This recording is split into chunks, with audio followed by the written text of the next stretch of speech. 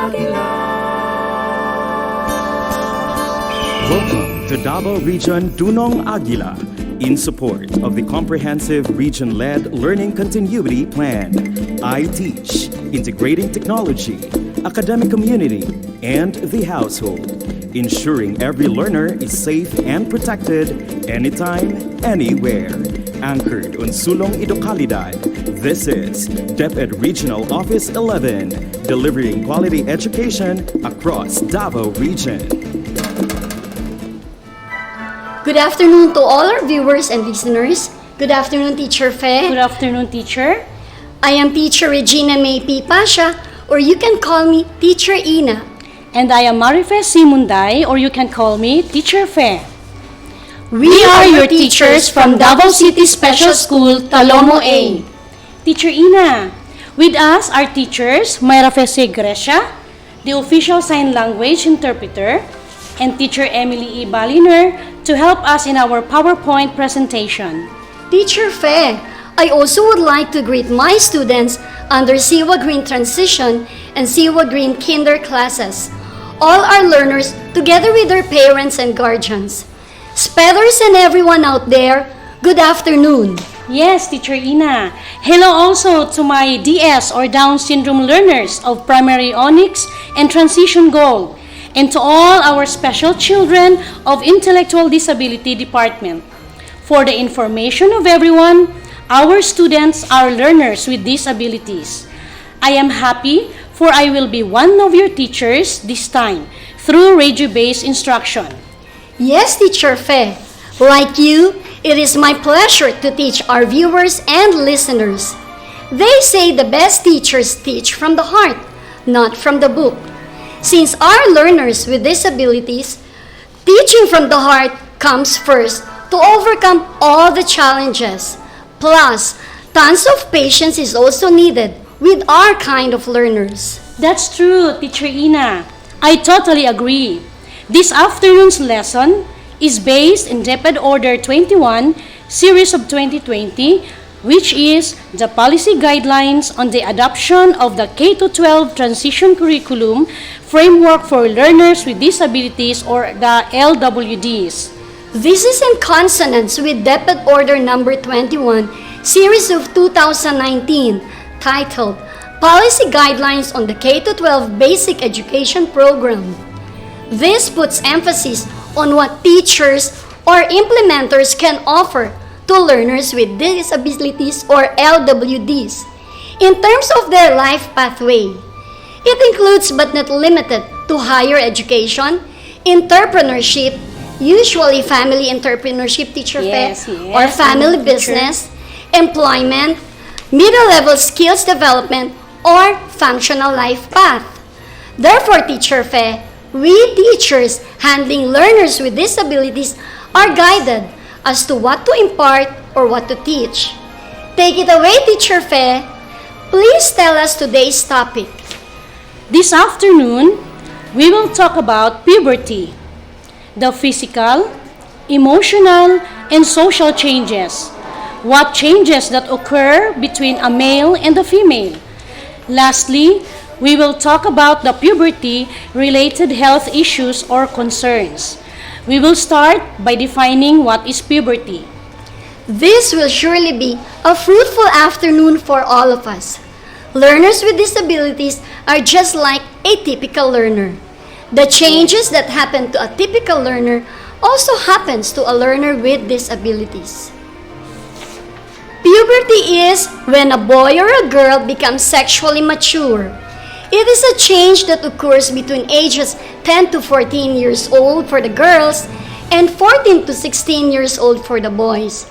This, Teacher Fe, is what we call teenage life. Dalaga na or binata na ang ating mag-aaral or ang inyong anak. Teacher Fe, please tell our viewers and listeners the physical changes. The physical changes, Teacher Ina, are the following. For the girls, they have the breast enlargement, pubic or underarm hair growth, acne or pimples, body odor discharges, which is the monthly menstrual period, starts as early as 8 years old and mostly at 12 years old, and the rapid height growth, which is the growth spurt.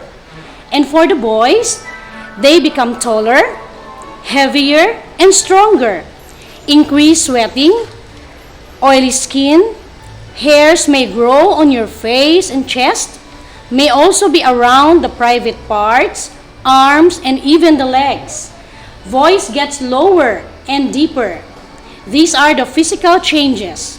And now, we will talk about the social and emotional changes, Teacher Ina. Is it true that emotions of our learners change as well? Yes, they do, Teacher Fe. But before that, I do hope our viewers and listeners are still with us. Do follow our slides or the screen, most especially for our learners. To the parents out there, please do guide your child, okay? Most of them are visual learners. This time, Teacher Fe, I will be talking about emotional and social changes or development. First, interaction in the family, the friends, or even the peers. How the child is brought up and actual experiences is a factor. Good memories will always be remembered, and the opposite of good, let's say bad or traumatic experiences, will develop negative results. Number 2, strong or intense emotions. Mood swings, sometimes being triggered, are due to not getting the wants of the teenager, or maybe because something is wrong with the body. For instance, hormonal changes. Number 3, are you following our slide? Sensitive to the emotions of others. Sometimes, this can cause a problem because of misreading body languages, Teacher Fe, Yes. or the facial expressions. It happens often to a learner with disabilities, most especially those who cannot express well because they are non-communicative or non-verbal. In layman's term, Teacher Fe, they cannot speak. This is one of the traits for a learner with autism spectrum disorder. I have students like them. I communicate through pictures. It can be PECs or any direct picture for them to understand. I need to be quick and alert in understanding their body languages. Thus, to all parents, siblings, or significant persons around the child, please be sensitive to their needs. Sometimes you need to be careful with your own actions. Make it clear and simple. And the last one, Teacher Fe, they become more self-conscious about the physical appearance or the changes in their body. You might think they don't care at all, but yes, they do. Some just cannot express it well. Mind you, others still do. They can dress up just like any typical teenager and they simply look good. Developing independence and responsibility will all depend on the support and training given by the parents. Our LWDs also experiences all these changes.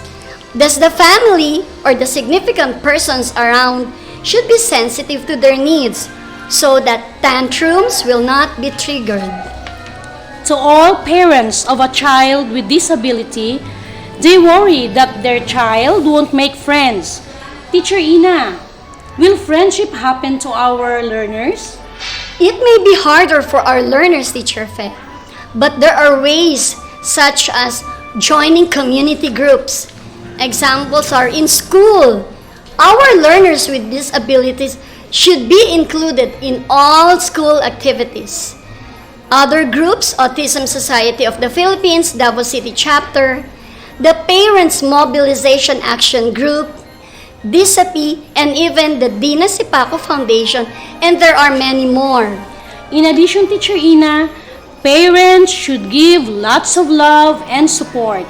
This will boost confidence and self-esteem by focusing on your child's strengths and interests.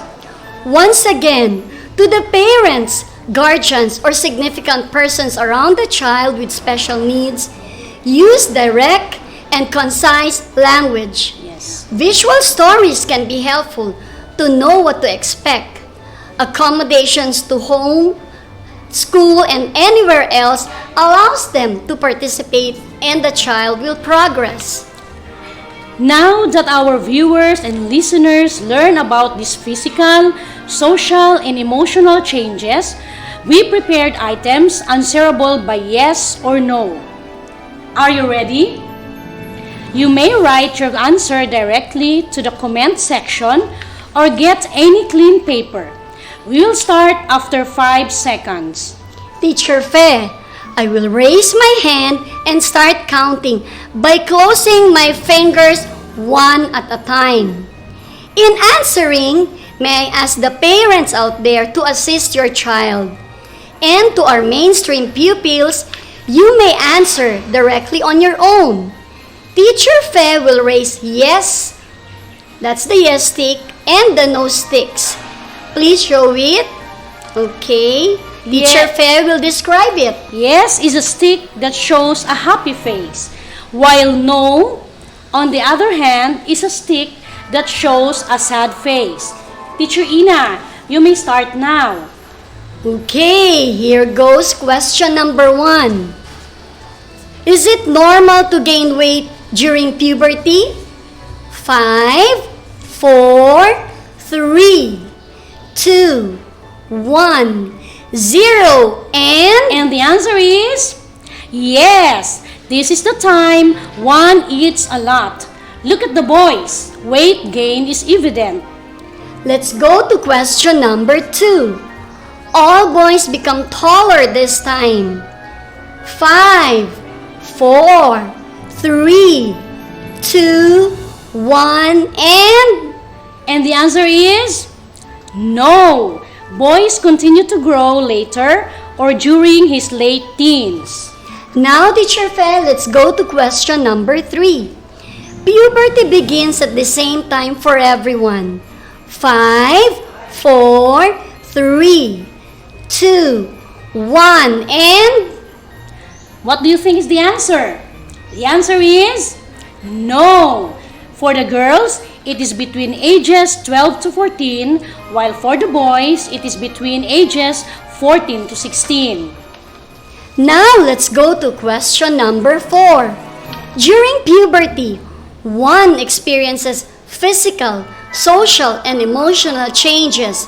5, 4, 3, 2, 1, The answer is yes. We talk about all these changes. And the last one, this is the last but not the least, Teacher Fe. All girls begin their period at the same time. The period here pertains to the menstrual period. 5, 4, 3, 2, 1. And the answer is? And the answer is no. Some girls begin as early as 8 years old and mostly when they are 12 years old. Good job, learners, for your active participation. Thank you, parents and guardians, for the time you spend with us in assisting your child. Let us not forget that progress isn't always measured in paper. Learners with disabilities may learn slowly, but still, they learn at their own pace. Parents are partners of teachers in order to succeed. That is true, Teacher Fe. The bottom line here is we work together to make a child independent and responsible member of the community. Thank you, parents, and to all our learners, especially our learners with disabilities. I hope, Teacher Fe, our viewers and listeners learned something.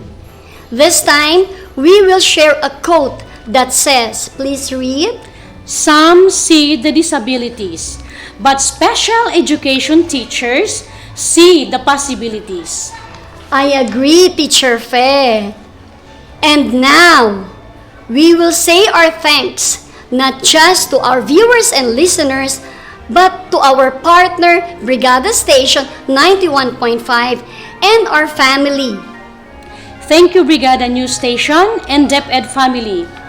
Evelyn R. Fidalvero, CESO 5, Officer in Charge, Office of the Regional Director, Maria Ines C. Asuncion, CESO 5, Assistant Regional Director, Manuel P. Vallejo, Education Program Supervisor, DepEd Philippines Region 11, Jesseline B. De La Cruz, Education Program Supervisor, SPED, MAPE, and Special Program for the Arts. Reynaldo M. Giliena, CESO 5, Schools Division Superintendent, Jinky Firman and Marilyn Deduyo, Assistant Schools Division Superintendent, Junito O. Galan, PSDS, SPED Division Coordinator, Marilyn L. Marcelo, PSDS Talomo A, Johnny M. Ferolino, PSDS Talomo B, and our very own Principal, Viola S. Esparagosa, Principal of Davao City Special School. Once again, we are your teachers in today's radio-based instruction. I am Teacher Regina May P. Pasha, and with me is Teacher Marife C. Munday, from Davao City Special School, para sa bata, para sa bayan, sulong edukalidad. Keep safe and God bless. Happy New Year to all! Unang agila, di pa rin nabutin mga pangarap mo. Unang agila, sulong kabataan Davaoenyo. Dunong agila, sulong agila, dunong agila, sulong agila, sulong kabataan Davaoenyo.